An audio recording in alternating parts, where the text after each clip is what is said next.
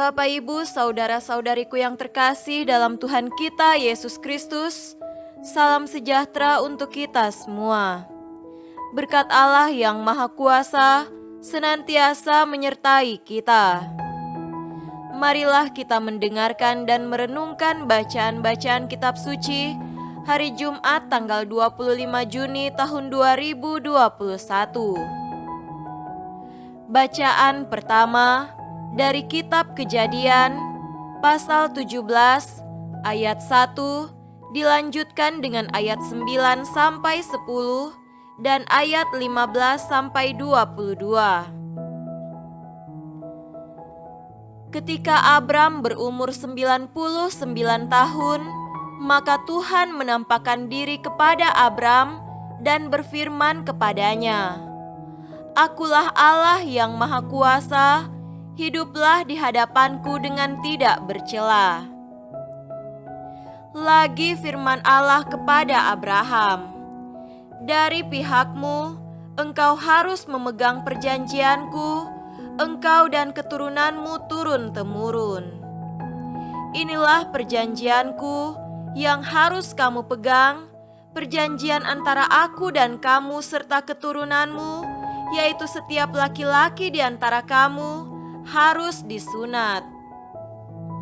Selanjutnya Allah berfirman kepada Abraham, "Tentang istrimu Sarai, janganlah engkau menyebut dia lagi Sarai, tetapi Sarah, itulah namanya.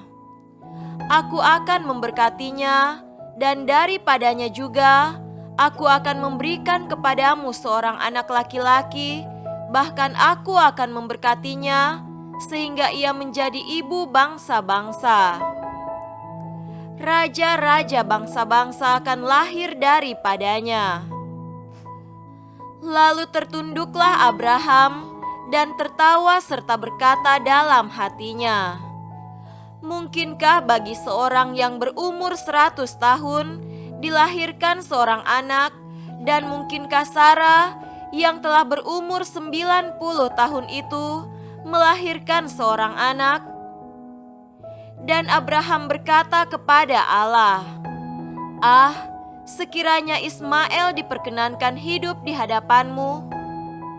Tetapi Allah berfirman, "Tidak, melainkan istrimu Sarahlah yang akan melahirkan anak laki-laki bagimu, dan engkau akan menamai dia Ishak, dan aku akan mengadakan perjanjianku dengan dia menjadi perjanjian yang kekal untuk keturunannya.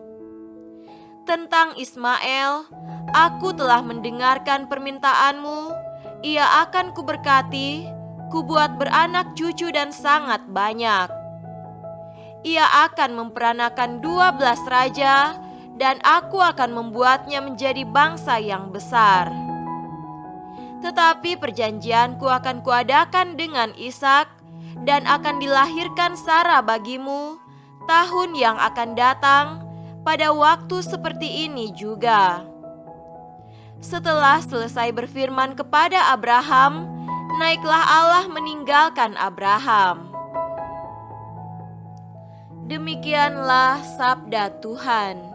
Syukur kepada Allah.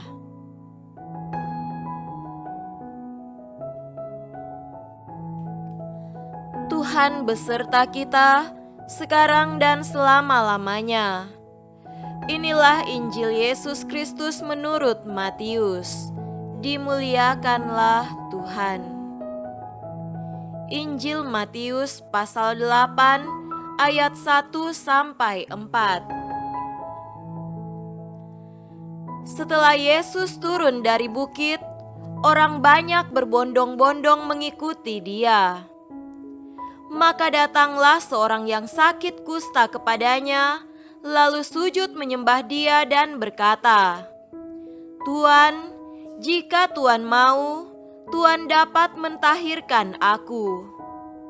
Lalu Yesus mengulurkan tangannya, menjamah orang itu dan berkata, "Aku mau, jadilah engkau tahir." Seketika itu juga tahirlah orang itu daripada kustanya. Lalu Yesus berkata kepadanya, "Ingatlah, jangan engkau memberitahukan hal ini kepada siapapun, tetapi pergilah, perlihatkanlah dirimu kepada imam, dan persembahkanlah persembahan yang diperintahkan Musa sebagai bukti bagi mereka." Demikianlah Injil Tuhan. Terpujilah Kristus.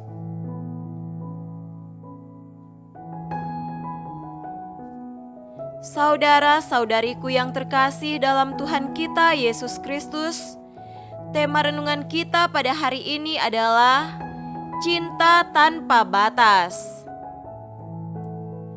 Memahami pikiran dan kehendak Allah adalah suatu pekerjaan yang mustahil. Allah dengan segala kemahakuasaannya selalu menghadirkan peristiwa yang besar di luar batas kemampuan berpikir manusia.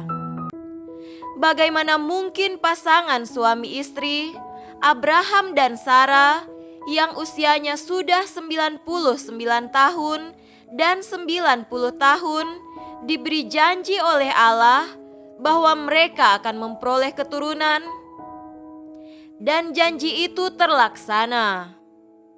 Apakah janji itu adalah hadiah atau reward dari Allah bagi Abraham dan Sarah atas kerja keras, jasa, atau kebaikan yang telah diperlihatkan dalam hidup mereka?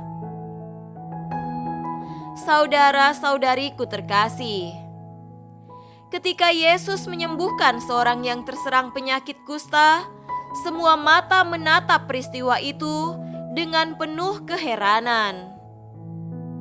Kusta pada masa itu adalah penyakit kutukan dan tidak mungkin tersembuhkan.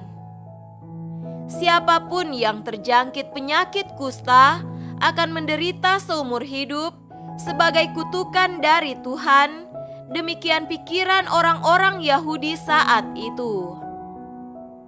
Maka, ketika Yesus menyembuhkan orang yang berpenyakit kusta, banyak tanda tanya dari dalam diri kaum Yahudi.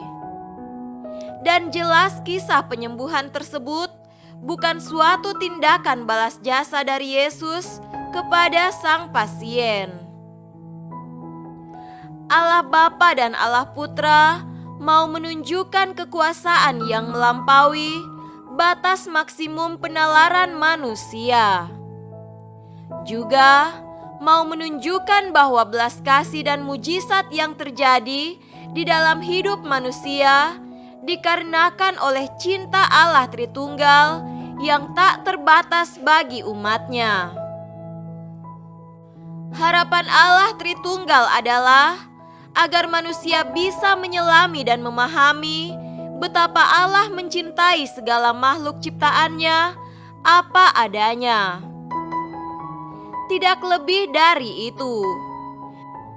Sebab jika semua manusia memahami dan mengerti secara benar akan cinta Allah Tritunggal yang sedemikian agung, niscaya dunia dengan segala isinya tidak akan mengalami kehancuran yang diakibatkan oleh pemberontakan, peperangan, dan segala tindakan negatif lainnya. Semoga kita segera terbebas dari ketidakmampuan memahami cinta Allah Tritunggal yang agung itu. Semoga demikian. Amin.